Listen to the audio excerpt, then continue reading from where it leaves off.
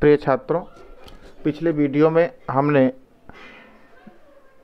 वीर गाथा काल या आदिकाल की प्रमुख प्रवृत्तियों, कवियों एवं उनकी रचनाओं के बारे में समझा।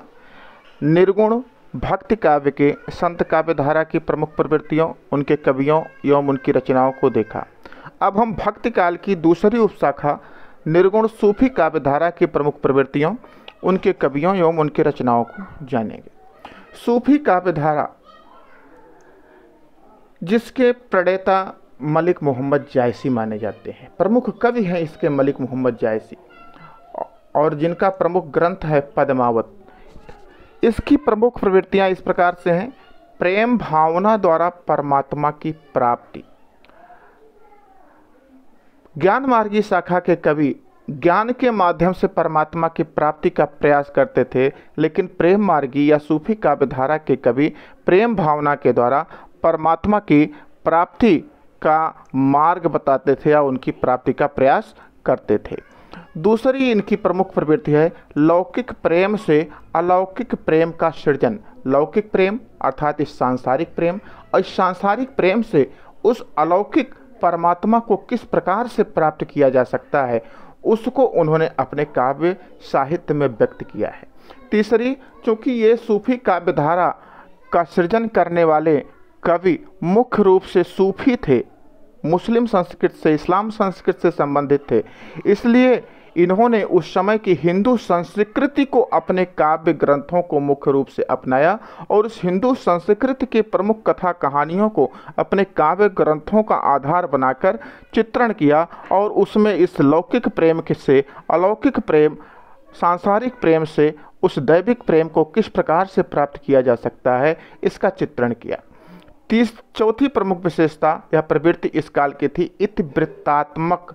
इतिवृत्तात्मक का मतलब होता है कि जैसा देखा वैसा ही वर्णन कर दिया, लेकिन यहाँ पर इतिवृत्तात्मक नहीं है, इतिवृत्तात्मक अतिशयोक्ति है। जो देखा उसको अतिशय उसका वर्णन किया, अतिशयोक्ति में वर्णन किया। और पांचवी महत्वपूर्ण विशेषता है फारसी मसनवी शैली का प्रयोग। मसनवी शैली उसे कहते हैं जो गद्य और पद्य मिश्रित रहती है। गद्य और पद्य मिश्रित उस मसनवी शैली के माध्यम से उन्होंने अपने सूफी काव्य धारा के प्रमुख विशेषताओं का वर्णन किया। अब इसके प्रमुख कवि जायसी और उस्मान, दो प्रमुख कवि पूछे जाते हैं। दो प्रमुख कवियों को आप लोग ध्यान रखें।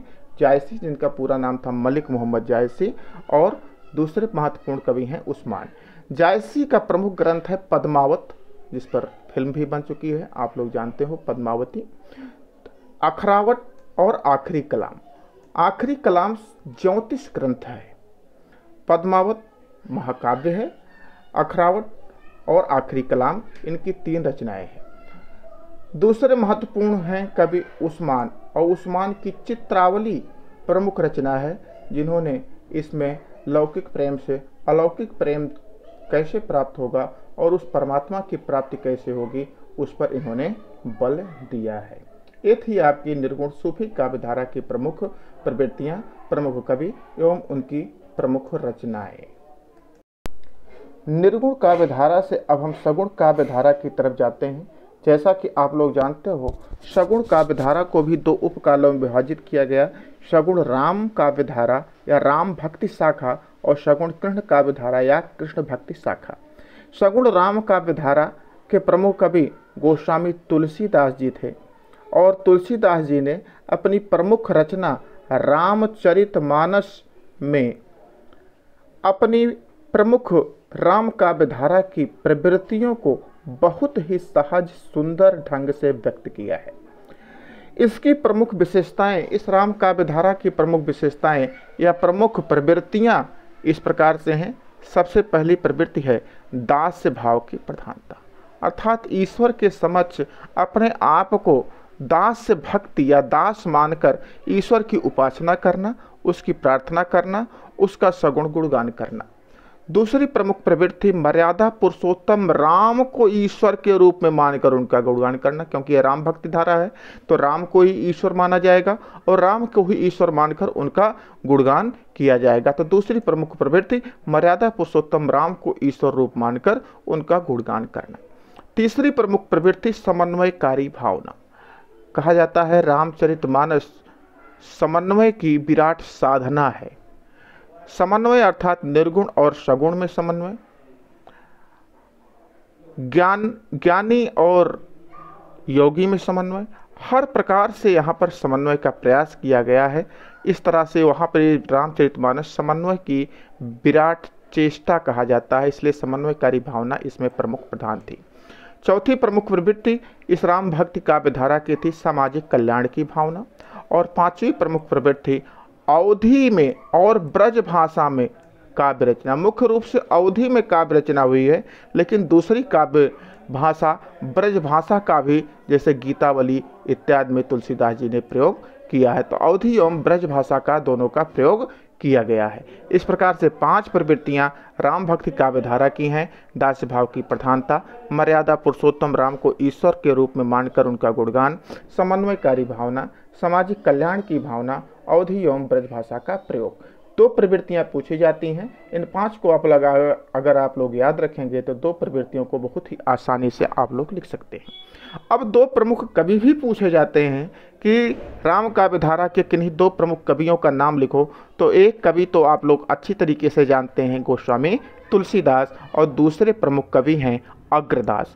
गोस्वामी तुलसीदास की प्रमुख रचनाएं श्री रामचरितमानस, विनय पत्रिका, गीतावली, कवितावली, रामाज्ञा प्रश्न, पार्वती मंगल, जानकी मंगल इत्यादि बहुत सारी रचनाएं तुलसीदास जी की आप लोगों को याद होंगी, ना याद हो तो उसे याद कर लीजिएगा।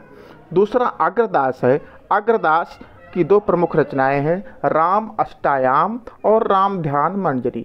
राम अष्टायाम में प्रमुख रूप से राम की 8 याम अर्थात 8 प्रहर की दिनचर्या का वर्णन है, और राम ध्यान मंजरी राम की आराधना या स्तुति विषयक ग्रंथ है।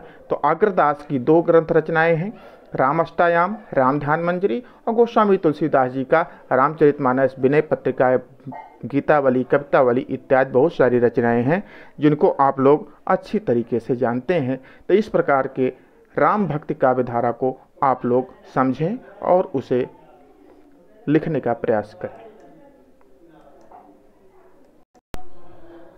राम भक्ति धारा के बाद अब हम सगुण भक्ति की दूसरी प्रवृत्ति कृष्ण भक्ति धारा पर अपना ध्यान एकाग्रचित करें।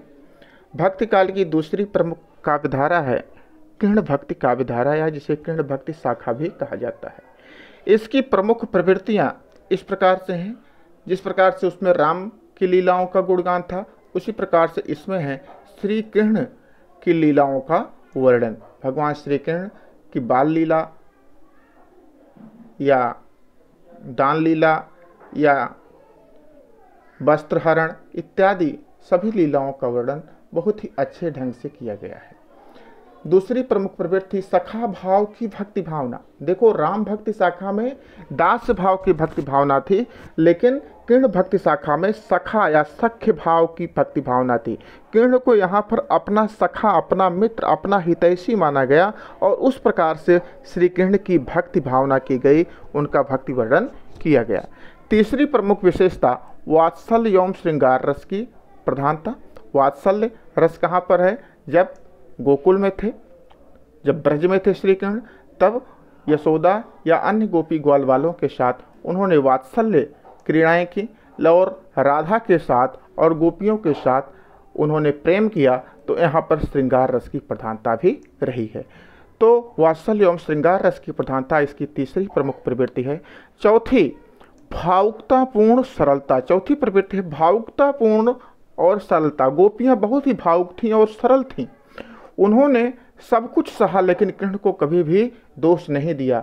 हमेशा विरह व्यथा में रहीं, लेकिन कृष्ण को फिर भी प्रेम करती रहीं। तो इस प्रकार से उनकी भावुकतापूर्ण सरलता थी, ये प्रमुख प्रवृत्ति। और पांचवी प्रमुख प्रवृत्ति प्रकृति का उद्दीपन के रूप में वर्णन। मधुबन तुम कत रहत हरे, विरह वियोग श्याम सुंदर के ठाढ़े क्यों न जरे। या वृथा बहत जमुना खग बोलत, वृथा कमल फूलन अल गुंजय, पवन पार घनसार सजीवन, दधिसुत किरण भानु भय भुंजय। यहाँ पर प्रकृति का सजीव वर्णन किया गया है और प्रकृति उनकी विरह व्यथा को उद्दीप्त करती है। इसलिए प्रकृति का उद्दीपन के रूप में वर्णन कृष्ण भक्ति काव्य धारा की प्रमुख प्रवृत्ति रही है। इस काव्य धारा के दो प्रमुख कवि जो थे सूरदास और नंददास। सूरदास के प्रमुख ग्रंथ हैं सूरसागर, साहित्य लहरी और सूरपचीसी। नंददास के प्रमुख ग्रंथ हैं भंवर गीत, रसमंजरी और विरहमंजरी।